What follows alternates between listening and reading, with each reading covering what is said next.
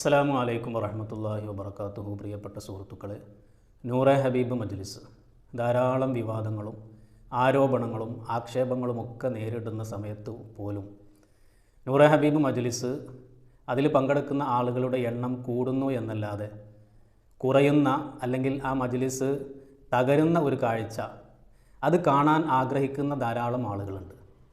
ഈ മജ്ലിസിനെതിരെ ഇതിനു മുമ്പും പല നിലക്കുമുള്ള ആരോപണങ്ങളും വിവാദങ്ങളുമൊക്കെ ഉണ്ടാക്കിയ ഒരു കാലം ഇതിനു മുമ്പ് ഉണ്ടായിരുന്നു. നമുക്കറിയാം, ഈ മജ്ലിസിനെതിരെയും ഇതിന് നേതൃത്വം കൊടുക്കുന്ന ഒരു തങ്ങൾക്കെതിരെയും നമ്മുടെ നാട്ടിൽ ഒരു വലിയ വിഭാഗം ആളുകൾ തന്നെ ഇതിനെതിരെ പ്രവർത്തിക്കുന്നുണ്ട്. അത് ഓൺലൈനിലൂടെയും അല്ലാതെയും പ്രവർത്തിക്കുന്നുണ്ട്. ഇതിനു മുമ്പ് വന്ന വിവാദങ്ങളൊക്കെ എടുത്തു നോക്കിയാൽ നമുക്ക് കാണാൻ കഴിയും.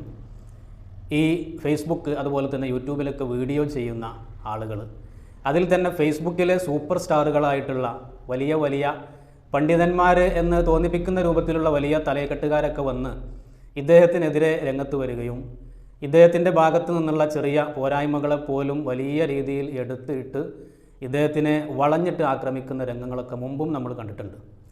ഞാനും അതിനെതിരെ പല വീഡിയോകളും ചെയ്തിട്ടുണ്ട്. അതൊക്കെ അവിടെ ഇരിക്കട്ടെ. എന്തുകൊണ്ടാണ് ഈ മജ്ലിസിന് യാതൊരുവിധ പോറലുമേൽക്കാതെ മുമ്പുണ്ടായിരുന്ന ആളുകൾ പങ്കെടുക്കുന്നതിനേക്കാളുപരി ഓരോ വിവാദങ്ങൾ ഉണ്ടാകുമ്പോഴും അദ്ദേഹത്തിൻ്റെ മജ്ലിസിൽ ആളുകൾ പങ്കെടുക്കുന്നതിൻ്റെ എണ്ണം കൂടിക്കൊണ്ടിരിക്കുകയാണ്, കുറയുന്നില്ല. എങ്ങനെയെങ്കിലും ഈ പരിപാടിയിൽ പങ്കെടുക്കുന്ന ആളുകളുടെ എണ്ണം കുറക്കണം, അല്ലെങ്കിൽ അദ്ദേഹത്തിൻ്റെ അടുത്തേക്ക് പോകുന്ന ആളുകളുടെ എണ്ണം കുറച്ചു കൊണ്ടുവരണം, അദ്ദേഹത്തിൻ്റെ മജ്ലിസ് തകർക്കണം, അദ്ദേഹത്തിൻ്റെ ഈ വളർച്ച ഇല്ലാതാക്കണം എന്നൊക്കെ ഉദ്ദേശിച്ചുകൊണ്ടാണല്ലോ നെഗറ്റീവായിട്ട് അദ്ദേഹത്തിനെതിരെ മോശമായിട്ടുള്ള കാര്യങ്ങളൊക്കെ പറഞ്ഞുകൊണ്ട് വീഡിയോ ചെയ്യുന്നവരുടെ ഉദ്ദേശവും അതുതന്നെയാണ്. പക്ഷേ അത് നടക്കുന്നില്ല. ഇതിൻ്റെ പിന്നിലുള്ള ഒരു കാരണം, പ്രധാനപ്പെട്ട ഒരു കാരണം ഞാൻ അവസാനം പറയാം. വീഡിയോയുടെ ഒരു കാരണമെന്ന് പറയുന്നത്, ഇദ്ദേഹത്തിൻ്റെ മജ്ലിസിൽ പങ്കെടുക്കുന്ന ആളുകൾക്ക് അതിനുള്ള റിസൾട്ട് അവർക്ക് കിട്ടുന്നുണ്ട് എന്നത് തന്നെയാണ് ഏറ്റവും മർമ്മപ്രധാനമായിട്ടുള്ള ഒരു കാര്യം. അഥവാ നമുക്കെന്തെങ്കിലും ഒരു പ്രയാസം, ശാരീരികമായ ബുദ്ധിമുട്ട് അല്ലെങ്കിൽ സാമ്പത്തികമായിട്ടുള്ള മറ്റു പ്രയാസങ്ങൾ, എന്ത് പ്രയാസങ്ങളാണെങ്കിലും ശരി, ആരിൽ നിന്നാണോ നമുക്കതിന് ഒരു മോചനം കിട്ടുന്നത്, അതിൽ നിന്നൊരു പരിഹാരം ആരിൽ നിന്നാണോ നമുക്ക് കിട്ടുന്നത്, അങ്ങനെ റിസൾട്ട് കിട്ടുമ്പോഴാണ് അവിടേക്ക് കൂടുതൽ ആളുകൾ പോകുകയുള്ളൂ. അത് ആത്മീയമായ രീതിയിലൂടെ കിട്ടിയാൽ ഒരു പക്ഷേ അതൊരു ഉസ്താദായിരിക്കും, ആ ഉസ്താദിൻ്റെ അടുത്തേക്ക് ആളുകൾ പോകും. ഒരിക്കലും ഒരാളുടെ അടുത്തേക്ക് വെറുതെ ആളുകൾ പോയി അവിടെ തിക്കും തിരക്കും കൂട്ടൂല. മറിച്ച് അവിടെ നിന്ന് പോകുന്ന ആളുകൾക്ക്, ഭൂരിഭാഗം ആളുകൾക്കും അവിടുത്തെ ചികിത്സ കൊണ്ട് റിസൾട്ട് കിട്ടുന്നുണ്ട്, ഫലം കിട്ടുന്നുണ്ട്. അതുകൊണ്ടാണ് അങ്ങോട്ട് പോകുന്നത്. നമുക്കറിയാം, നമ്മുടെ നാട്ടിൽ ധാരാളം ഉസ്താദുമാരുണ്ട്. ഈ ചികിത്സ പോലെയുള്ള പല സംഭവങ്ങളുമായിട്ട് മജ്ലിസുകളുമൊക്കെ ആയിട്ട് കഴിഞ്ഞുകൂടുന്ന ഒരുപാട് ഉസ്താദുമാരുണ്ട്. ഈ ഉസ്താദുമാരുടെ അടുത്തേക്കൊന്നുമില്ലാത്ത ആളുകളുടെ ഒഴുക്ക് എന്തുകൊണ്ടാണ് ഈ തങ്ങളുടെ അടുത്തേക്ക് ആളുകൾ ഒഴുകുന്നത്? അവർക്ക് അതിനുള്ള റിസൾട്ട് കിട്ടുന്നുണ്ട് എന്ന് തന്നെയാണ്. നമ്മുടെ നാട്ടിൽ ധാരാളം ഡോക്ടർമാരുണ്ട്. ഈ ഡോക്ടർമാരുടെ അടുത്തേക്ക്, ചില ഡോക്ടർമാരുടെ അടുത്തേക്ക് വലിയ തിരക്ക് നമുക്ക് കാണാൻ കഴിയും. അപ്പോൾ നമ്മുടെ നാടിൻ്റെ അടുത്ത് മലപ്പുറം എന്ന് പറയുന്ന ടൗണിനോട് കുറച്ച് ഉള്ളിലായിട്ട് ഒരു പീഡിയാട്രിഷ്യൻ, കുട്ടികളുടെ സ്പെഷ്യലിസ്റ്റായിട്ടുള്ള ഡോക്ടറുണ്ട്. ഡോക്ടറുടെ പേര് ജയരാമൻ, അങ്ങനെ എന്തോ ആണെന്ന് തോന്നുന്നു. ഈ ഡോക്ടറുടെ അടുത്തേക്ക് ധാരാളം ആളുകൾ, നമ്മൾ ഒരു ചികിത്സയ്ക്ക് വേണ്ടി അവിടെ ചെന്ന് കഴിഞ്ഞാൽ ചിലപ്പോൾ നമുക്ക് ടോക്കൺ പോലും കിട്ടില്ല. കാരണം ഓരോ ദിവസം ഇത്ര ടോക്കൺ മാത്രമേ അവിടെ വിതരണം ചെയ്യുള്ളൂ. അത് കഴിഞ്ഞാൽ പിന്നെ അവർ സ്റ്റോപ്പാക്കും. പക്ഷേ നമ്മൾ ചെല്ലുമ്പോൾ പലപ്പോഴും നമുക്കൊരു വലിയ ജനക്കൂട്ടം അവിടെ കാണാൻ കഴിയും, കുട്ടികളുമായിട്ട് അങ്ങോട്ട് ചെന്നിട്ടുള്ളത്. എന്നാൽ ഈ മലപ്പുറത്തിനോട് ചുറ്റും, മലപ്പുറം ടൗണിലൊക്കെ വേറെയും ഒരുപാട് ഡോക്ടർമാരുണ്ട്. എന്തുകൊണ്ടാണ് ആളുകൾ അവിടെ ഇല്ലാത്തൊരു തിരക്ക് ഇവിടെ എന്തുകൊണ്ടാണ്? അത് അവിടുത്തെ ചികിത്സയുടെ മികവ് കൊണ്ട് തന്നെയാണ്. അല്ലെങ്കിൽ പോകുന്ന ആളുകൾ, ഭൂരിഭാഗം ആളുകൾക്കും അവിടുത്തെ ചികിത്സ കൊണ്ട് ഒരു പോസിറ്റീവായിട്ടുള്ള റിസൾട്ട് അവർക്ക് കിട്ടുന്നുണ്ട് എന്ന് തന്നെയാണ്. അപ്പോൾ ആളുകൾക്ക് ആവശ്യം റിസൾട്ടാണ്. എന്ത് ഉദ്ദേശം വെച്ചിട്ടാണോ, എന്ത് പ്രയാസം കൊണ്ടാണോ അങ്ങോട്ട് ചെല്ലുന്നത്, അവിടെ നിന്ന് അതിനുള്ള റിസൾട്ട് കിട്ടുന്നുണ്ടെങ്കിൽ അത് അറിഞ്ഞുകൊണ്ട് മറ്റുള്ള ആളുകളും അങ്ങോട്ട് പോകുന്നു. ഇത് തന്നെയാണ് ഈ തങ്ങളുടെ കാര്യത്തിലുമുള്ളത്. ധാരാളം ആളുകൾക്ക് ഈ തങ്ങളുടെ മജ്ലിസിൽ കൂടിയതുകൊണ്ട് അവർക്ക് നല്ലൊരു റിസൾട്ട് അവർക്ക് കിട്ടിയിട്ടുണ്ട്. അതുപോലെ തന്നെ നമ്മൾ പ്രത്യേകം ശ്രദ്ധിക്കേണ്ട ഒരു കാര്യം, ഇദ്ദേഹം ഇങ്ങനെയൊക്കെ ആരോപണങ്ങളുണ്ടെങ്കിൽ പോലും ഒരുപാട് നന്മകൾ, ചാരിറ്റികൾ ഇദ്ദേഹം ചെയ്യുന്നുണ്ട്. പലതും ഇദ്ദേഹം ഈ ക്യാമറ എടുത്തുകൊണ്ട്, വിഷ്വൽ എടുത്തുകൊണ്ട് അത് പുറംലോകത്തേക്ക് ഇദ്ദേഹം കാണിക്കുന്നില്ല എന്ന് മാത്രമേ ഉള്ളൂ. നമുക്കറിയാം, ഇന്ന് ഫേസ്ബുക്കിലൊക്കെ വലിയ സൂപ്പർ സ്റ്റാറുകളായിട്ടുള്ള ഒരുപാട് ഉസ്താദുമാരും അല്ലാത്തവരൊക്കെ ഉണ്ട്. അവരൊക്കെ നന്മകളൊക്കെ ചെയ്യുന്നുണ്ടെങ്കിൽ പോലും എവിടേക്കെങ്കിലും എന്തെങ്കിലും ഒരു ചാരിറ്റി ചെയ്യാൻ പോകുമ്പോൾ കൂടെ 2-3 ക്യാമറ പിടിക്കാൻ വേണ്ടി ആളുകളെ തന്നെ സെപ്പറേറ്റ് അവർ നിർത്തും.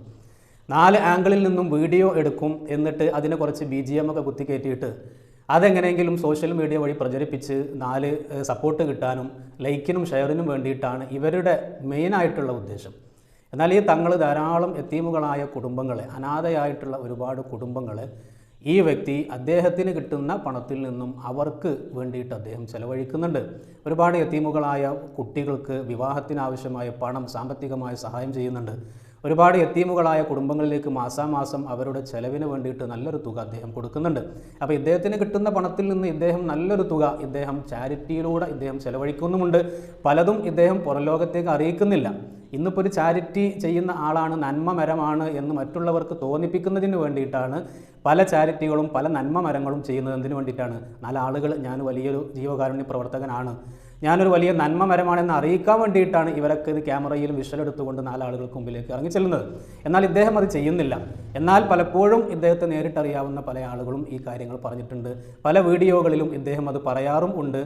കൊടുക്കുന്നത് ഒരു പക്ഷേ അദ്ദേഹം വീഡിയോ ഇല്ലായിരിക്കാം, എങ്കിലും ഇദ്ദേഹം പല മജ്‌ലിസുകളിലും അത് പറയാറുണ്ട്.